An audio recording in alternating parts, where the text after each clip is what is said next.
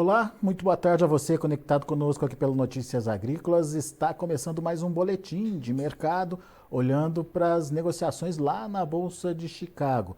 A soja teve um fechamento negativo nesta quarta-feira, mas foram quedas mais de ajuste aí de preços de 4 a 6 pontos nos principais vencimentos. Amanhã a gente tem relatórios importantes que podem orientar ou pelo menos determinar um novo rumo para os preços em Chicago. Vamos conversar com o Rafael Mandarino, lá da AG Resource Brasil, para a gente entender o que vem aí pela frente, o que, que a gente pode esperar desses relatórios e principalmente entender como o mercado pode absorver as informações dos relatórios e direcionar os preços aí, tanto da soja quanto do milho. Seja bem-vindo, Rafael, obrigado por mais uma vez estar aqui com a gente. Afinal de contas, o que, que você pode nos dizer desse comportamento do mercado hoje e, mais do que isso, o que, que a gente pode esperar dos relatórios de amanhã? Bom, boa tarde, meu amigo, boa tarde a todos os ouvintes. Mais uma vez é sempre um prazer estar aqui com você. Eu acho que o mercado ele vem justamente pisando no freio, né? Os fundos de investimento foram levemente vendedores aí, pensando nas commodities como um todo, né? E num cenário de indefinição, tem sido muito difícil nos últimos anos prever a área americana, né? Então, toda uma tendência, né, de um momento de um produtor americano comparativamente ainda com uma certa indefinição da safra latino-americana, né? Números de USDA ainda tanto quanto questionáveis, tudo isso pode mudar todo o jogo final, mas precisamos, né, avançar nesses dados que sairão amanhã, e há uma perspectiva, né, de se trabalhar uma leitura talvez um tanto quanto diferente, né, do que o Outlook Forum trouxe, né? Então há uma expectativa para amanhã que as áreas de milho venham a ser um pouco maiores, né, do que está sendo considerado aí pelo USDA, tá? E as áreas de soja tem na verdade, um incremento um pouco menor, um pouco mais contido nesse caso. A tendência média aí das consultorias é que a gente trabalhe, né, uma busca de uma média, algo como aí 92 milhões de acres no milho, daria como 37,23 milhões de hectares, enquanto que a USDA está com 36,83 milhões de hectares ou 91 milhões de acres. Lógico que isso não seria área, né, colhida, seria área plantada, né? Lembra já que a gente tem, né, um nível elevado de abandono na faixa de 8,5%, 8,7% dessas áreas aí, como, né, os multi-anos vêm mostrando, por exemplo, 22, 23 até foi maior, 10% a mais do que os últimos anos na faixa de 8% de abandono, mas trabalhando com esses níveis aí de área, né, a expectativa dos players do mercado é que seja um pouco maior essa área de milho. Em contrapartida, a gente teria, né, um incremento dessas áreas de soja, e o USDA que vem trabalhando numa área plantada de 87,5 milhões de acres. Isso traria, na verdade, numa expectativa média das consultorias para 86,3, né? A gente teria aí uma redução desses níveis que o USDA vem colocando, mas obviamente que ano passado plantando 83,6 milhões de acres seria, né, quase 3 milhões de acres a mais aí nessa consideração. Olhando para os números, hoje o USDA em 35,41 milhões de hectares, a gente vem trabalhando com 87 milhões de acres, 35,21 milhões de hectares, né? Um pouco menor, tá? Do que o próprio USDA vem colocando, mas a expectativa realmente é que seja, nesse caso, um pouco menor mesmo, ainda em cima do nosso número. Eu acho que o mercado também vem refletindo os dados de estoques, né, um tanto quanto maiores, né, nos estoques trimestrais. Há uma perspectiva aí de incremento tanto no milho, como na soja, como no trigo. A expectativa é que a gente tenha um estoque trimestral, no caso do milho, com incremento de mais de 26 milhões de toneladas, 214,31 de estoque trimestral. No caso da soja, 49,86 milhões de toneladas. E no caso do trigo, 28,52 milhões de toneladas, né? Então, seria um incremento, a gente começaria, né, março, esses estoques trimestrais estariam acima do ano passado, né, com um questionamento de áreas bastante forte. Faz todo sentido uma redução de ritmo, faz todo sentido, né, tirar um pouco do pé ante a um relatório e logo em seguida um feriado e um final de semana, né? Então é muito tempo para deglutição disso. O mercado segunda-feira promete voltar com bastante volatilidade.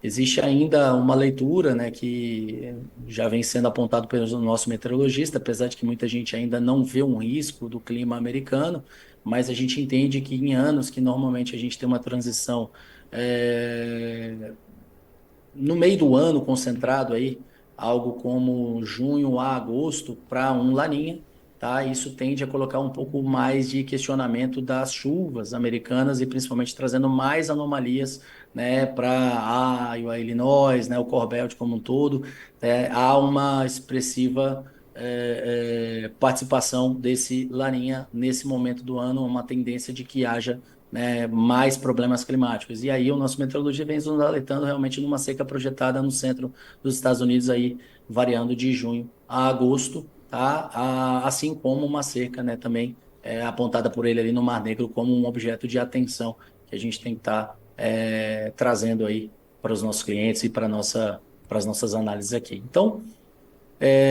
faz todo sentido tirar o pé, faz todo sentido, né, um recuo.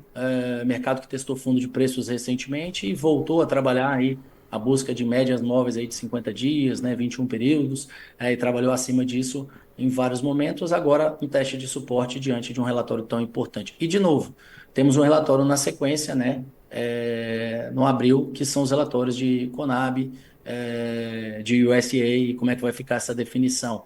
Lembrando que o adido do USDA também fez uma redução para próximo de 152,5 milhões de toneladas de produção de soja aqui no Brasil, comparativamente ao último relatório em 155, ou seja, isso traz um aperto no quadro de oferta e demanda possível, né, para os dados oficiais aí do USDA no próximo relatório, no próximo WASDE, né, em abril. Então, tem muito relatório em um curto período de tempo, muita volatilidade, muita necessidade do produtor ter uma mão amiga nesse momento, tá? Então, paro por aqui e vou aguardar suas perguntas. Uhum, muito bom.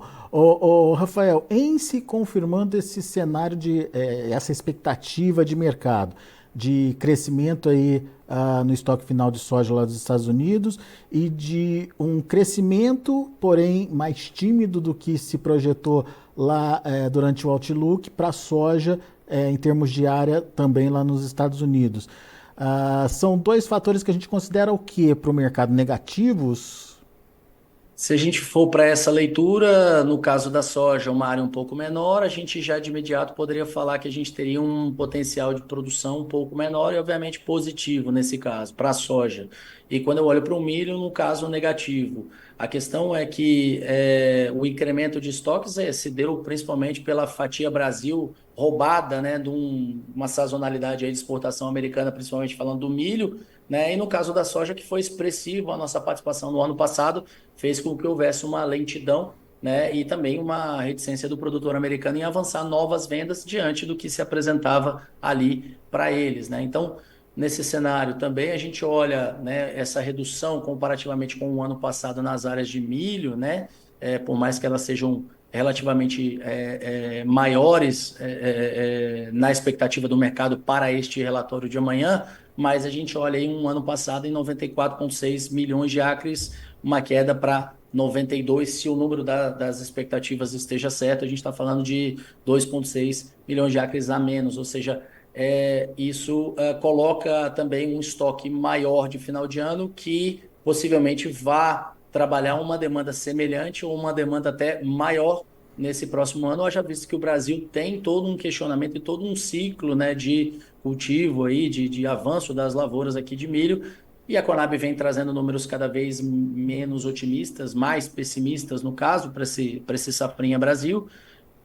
Obviamente tem muita coisa para acontecer, as chuvas voltaram, né, no centro-norte Brasil, Mato Grosso até, inclusive, tendo problemas para tratos culturais em algumas regiões, até chuva em excesso, a gente tem ouvido, né, até áreas também de final ali de colheita de soja que também estão tendo uma dificuldade de avançar, né, e finalizar a questão, mas de uma forma geral, toda uma indefinição ainda existente, toda uma indefinição climática americana. Tem muita gente que acredita que está muito cedo para falar, a gente também acredita no nosso meteorologista e a perspectiva de quando ele fala que está preocupado, a gente já começa a trazer para um mercado. Mas, sim, está cedo, ainda falta avançar muito a área americana.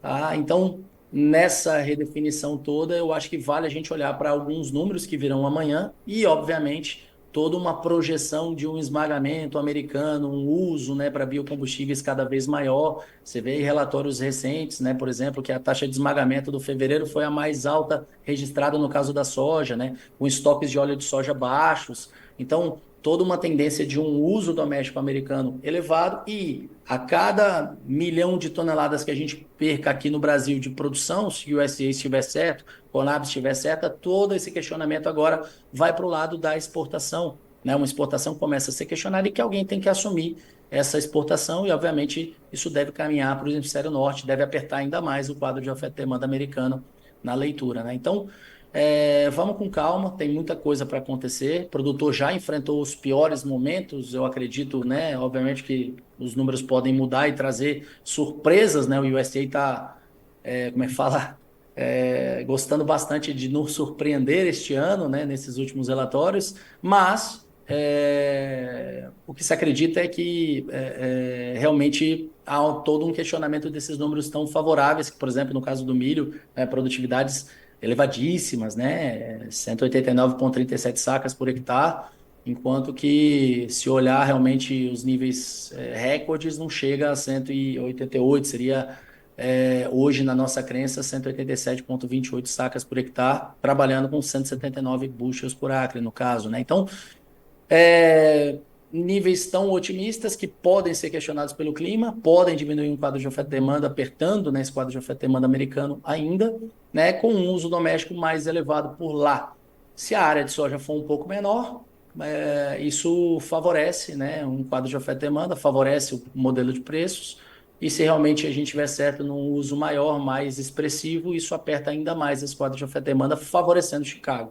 No caso do milho, a área é relativamente um pouco maior do que o Outlook, mas é bem menor, né, do que a gente teve no ano de 23, 24, lá essa área de 24, 25 realmente tende a refletir realmente o retorno do produtor, nesse caso melhor, no caso da soja, né, comparativamente com o milho, ele vem projetando até prejuízo quando se fala em alguns estados, em alguns momentos, né, enfim, então tem toda uma leitura aí conflitante e faz com que realmente o produtor pise no freio nessa área de milho por enquanto. Muito bem.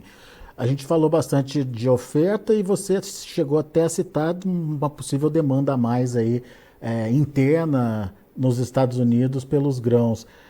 O que a gente pode considerar de demanda e até que ponto a demanda pode ser um fator de influência no preço nesse momento, Rafael? A gente acredita que, à medida em que a gente está vendo cada relatório passando também, a demanda vem sendo construída, vem sendo trabalhada, por exemplo, falando de China, que já está bastante comprada no milho, bastante comprada, pensando no ano calendário deles, né, outubro, setembro, está bastante comprada no milho, está bastante comprada em sorgo, vem dando certas discrepâncias em relação à leitura, né, de exportações oficiais, né, desculpa, importações oficiais chinesas, comparativamente com o que a gente tem aí de acompanhando line-up, né, vem crescendo essa disparidade também, então possivelmente essas demandas possam também, né, migrar para Chicago, migrar para os Estados Unidos e acabar fazendo com que haja, né, uma exportação um tanto quanto maior, apertando o quadro de oferta e demanda. Então, para você ter uma ideia, hoje a gente trabalha com um Outlook Fórum que olha para uma relação de estoque e uso do milho, né? E aí, sem discutir muito área, né, estoques, mas olhando para uma relação de estoque e uso direto, eu estaria olhando para um alívio no 24, 25, comparativamente com o 23, 24, e o USDA trouxe 14,9% no 23, 24, em relação de estoque e uso, e para 24, 25, 17,2%. Um senhor alívio no quadro de oferta e demanda, né, do milho no Outlook Forum. E a gente já olha esse quadro de oferta e demanda 24, 25 com uma relação de estoque e uso menor do que o ano passado, tá? Possivelmente com uma perspectiva de uma exportação maior, né, e também um uso doméstico um pouco maior nesse milho. No caso da soja, a gente olha para uma relação de estoque-uso que vem nos mostrando um número alinhado com o que o USDA trouxe do ano passado, 23, 24 para a soja, 7,6% a relação de estoque-uso que o USDA vem trabalhando, e para o Outlook eles trouxeram 9,9%. No nosso caso, 24, 25, a relação de estoque-uso deve trabalhar abaixo do que a gente viu no ano passado, 23, 24, em 7,3%. Tá? Isso joga, né, a perspectiva de média de preço das fazendas um pouco para cima do que o Outlook vinha trabalhando em 11,20. A gente acredita que essa média de preços nas fazendas, lógico, não tome isso como base, como referência, que eu estou dizendo que é o preço que vai chegar, não, mas olhando para um quadro de oferta e demanda, e o modelo de precificação coloca a média de vendas de preço na faixa de 11,75 dólares por bushel lá, soja dos produtores americanos.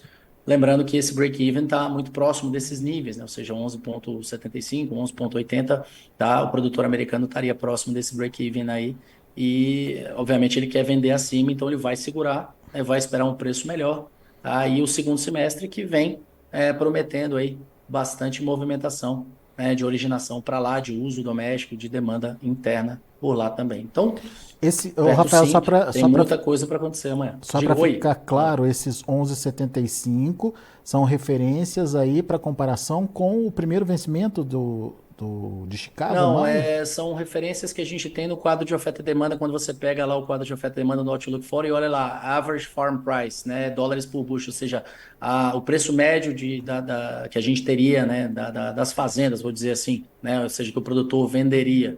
O Outlook Tá. vinha colocando um preço de 11,20.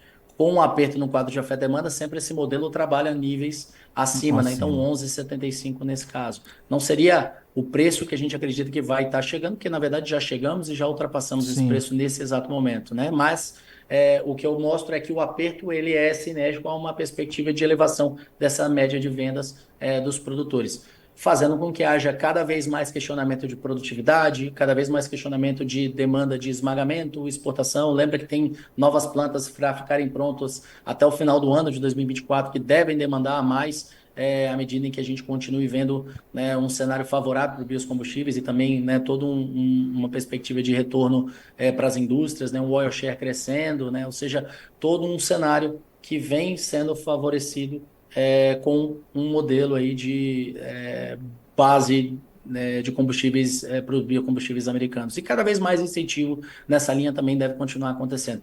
Lembrando aqui no Brasil, por que que eu falo que muito que se perca na produção vai bater no lado da exportação? Porque já estamos trabalhando níveis semelhantes, tanto com a Conab, a Biov e o USDA, o que a gente vem projetando, no uso doméstico, principalmente pensando nos esmagamentos, pensando também no que vem de perdas e uso para semente, ou seja, diminuir isso, ao contrário, a gente tende a aumentar caso haja, né, um pouco mais de demanda de diesel, um pouco mais de demanda de biocombustíveis aqui no Brasil também. Então, o lado da exportação seria penalizado, jogando pressão para um quadro de oferta e demanda americano, lembrando que a Argentina ela exporta muito mais subprodutos de soja do que efetivamente a soja, né? Então, tem muita coisa para acontecer, muita coisa, tá? A leitura está Sim. sendo diária, a leitura está sendo semanal, principalmente olhando para clima também, que vem errando modelos e mais modelos pensando em médio e longo prazo, mas a tendência realmente é uma leitura difícil para um produtor que está preocupado dentro da porteira para muitas outras melhorias e necessidade de controles de inputs aí, de ações, né, e de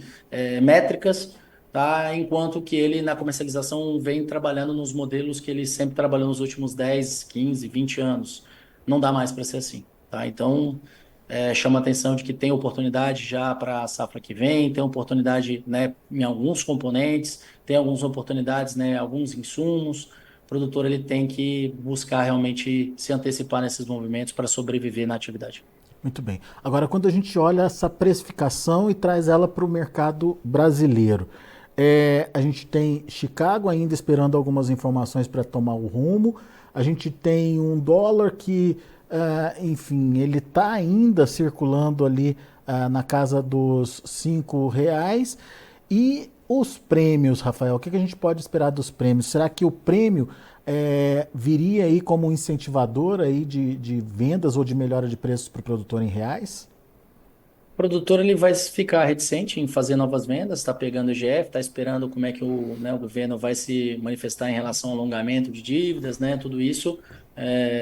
Estamos tendo anúncios aí, mas muita revisão, muita perspectiva de enxergar realmente as instituições financeiras fazendo essa renegociação.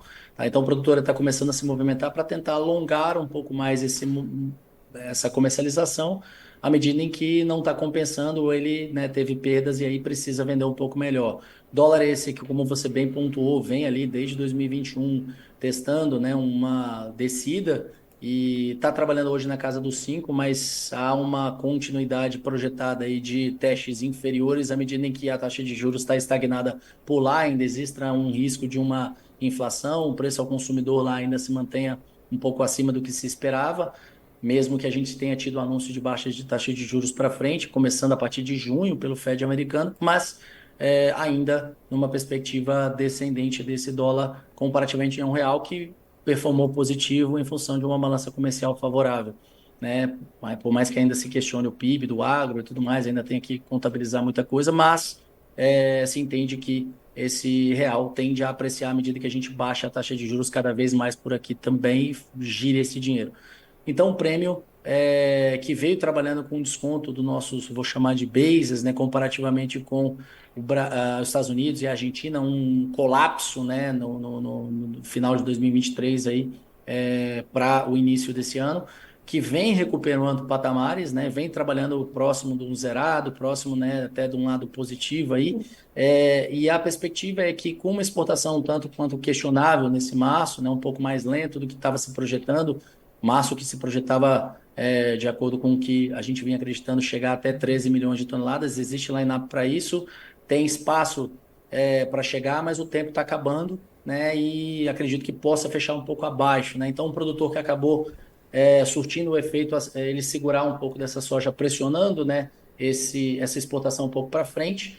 E à medida em que o dólar não responde, à medida em que Chicago lateraliza, pode até ser que melhore um pouco, mas se eu precisar acelerar esse programa de exportação Brasil, eu preciso trabalhar prêmios nesses níveis ou um pouco melhores para tirar essa soja da mão do produtor cada vez mais. Então, eu acho que sim, tem algum desenho possível ainda, né, de alguma oportunidade, mas, de novo, para o segundo semestre, olhando para um agosto, setembro, quando começarmos a olhar para uma próxima safra, né, próxima safra que um Laninha tende a favorecer bastante, olhando para o estado do Mato Grosso, tá? O Mato Grosso esse que vai puxar essa média para cima, vai puxar essa produção para cima.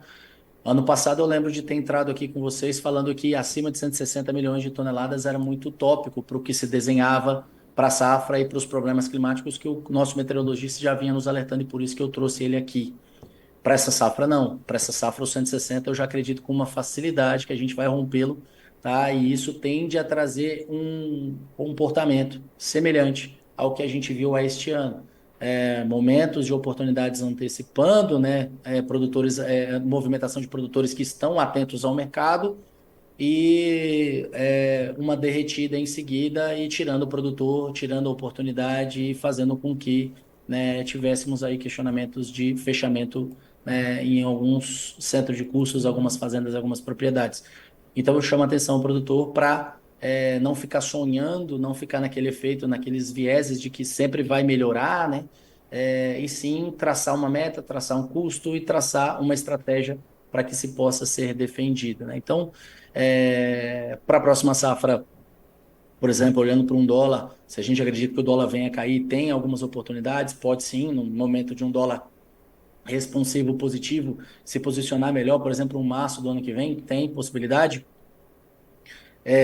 Pode até ser que o dólar esteja naquele momento acima, mas você já fazendo sua conta de custo hoje, já tendo noção que o insumo caiu, né? Já tendo noção de que você fez melhores compras esse ano, a gente já pode travar uma parte desse custo pensando no dólar, né? E já começar a se antecipar nessa comercialização, por exemplo, deixando uma parte dos componentes em aberto, por exemplo, um Chicago, caso venha uma reação, um posicionamento um pouco melhor mais para frente. Agora, tudo isso é semana a semana, tudo isso é leitura a leitura, tá? E está complicando cada vez mais esses nossos mercados. O produtor ele precisa sim, né, confiar naquelas análises que são feitas e confiar, obviamente, que ele está sendo bem assessorado. Então, Novamente, mais um puxão de orelha nesse mesmo sentido. Eu sei que eu insisto muito nessa questão, mas o produtor ele precisa ouvir, ouvir, ouvir e ouvir mais uma vez para ele começar a se movimentar. Então, estou aqui fazendo o meu dever de casa. Lembra que eu também sou produtor rural, tá? Então, deixo o meu recado. Boa. Muito bom. Rafael Mandarino, meu caro, mais uma vez muito obrigado pela sua participação aqui conosco, por nos ajudar a entender o mercado e principalmente trazendo essas expectativas, esses cenários possíveis aí de precificação. Volte sempre, meu amigo. Meu amigo, eu que agradeço. Sempre é uma honra estar aqui com você, conversando, tá? O que você precisar da gente e vamos amanhã para o relatório. Boa sorte a todo mundo. É isso aí. Abraço, Rafael. Tá aí, Rafael Mandarina, AG Resource Brasil, trazendo as informações do mercado e principalmente trazendo expectativas aí a partir da divulgação aí dos relatórios de amanhã. Vamos ver como encerraram os preços, as cotações lá na Bolsa de Chicago. Acompanhe comigo na tela. Maio, 11 dólares e 92 centes por bushel, perdendo 6,5 pontos. Julho, 12,06, queda de 6 pontos. Agosto, 12 dólares e 5 centes por bushel, queda de 4 pontos, mais 75. Setembro, 11,85, queda de 6 pontos, mais 75. Vamos ver o milho para maio, 4 dólares e 26 centes por bushel, 5,75 de queda. Aliás, foi essa queda para todos os demais vencimentos. Julho fechou a 4,39, setembro 4,48 e o dezembro 4 dólares e 62 centes por bushel. E para finalizar, a gente tem o trigo. Para maio, 5 dólares e 47 centes por bushel, teve alta de 4 pontos. Julho subiu 3,5 pontos a 5,62. Setembro, 5,80, alta de 3 pontos. Dezembro, 6 dólares e 3 centes por bushel, subindo 2,5 pontos. Trigo, portanto, na contramão dos outros mercados lá em Chicago. A gente vai ficando por aqui. Agradeço a sua atenção, a sua audiência. Notícias agrícolas, informação agro relevante e conectada.